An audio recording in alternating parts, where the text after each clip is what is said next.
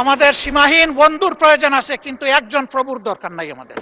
শহীদ president Ziaur Rahman কারো মুখের দিকে তাকাইয়া তার পররাষ্ট্রনীতি পরিচালনা করেন না, তিনি দেশবাসীর মুখের দিকে তাকিয়ে করেছিলেন।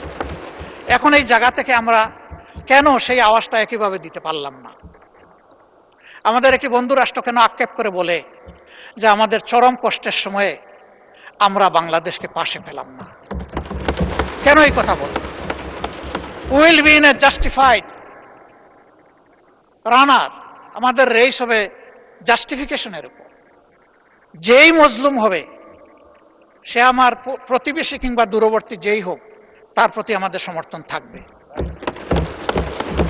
আর যেই জুলুম করবে, তার জুলুমেরও আমরা প্রতিবাদ করব আমাদের ভাষায়, আমরা যে ভাষাটা বুঝি, কারো শেখানো দেওয়া ভাষায় না। নির্বাচনী ইশতেহারে আমরা যেমন বলেছি, বিএনপিও তেমন বলেছে যে আমাদের পররাষ্ট্রনীতি হবে স্বাধীন পররাষ্ট্র, সবার আগে বাংলাদেশ। আমরা সেই জায়গাটা দেখতে চাই। আমরা কাউকে বরাবর বলে এসেছি আমাদের সীমাহীন বন্ধুর প্রয়োজন আছে, কিন্তু একজন প্রভুর দরকার নাই আমাদের। আমরা সেই জায়গাটাই দেখতে চাই।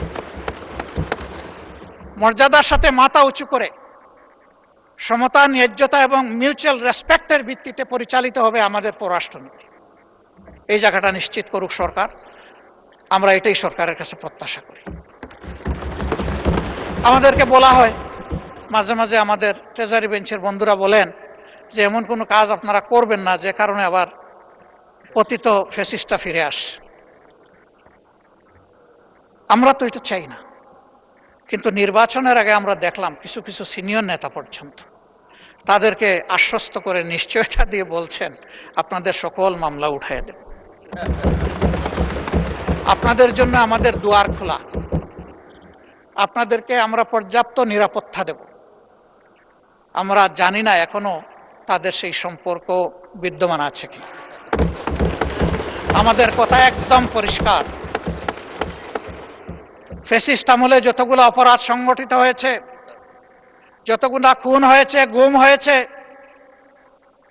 যত জায়গায় মানবতা লঙ্ঘিত হয়েছে, দর্শন হয়েছে, এই প্রত্যেকটি অপরাধের বিচার করতে হবে এবং সেই বিচার উসমান হাদি পর্যন্ত আসতে হবে।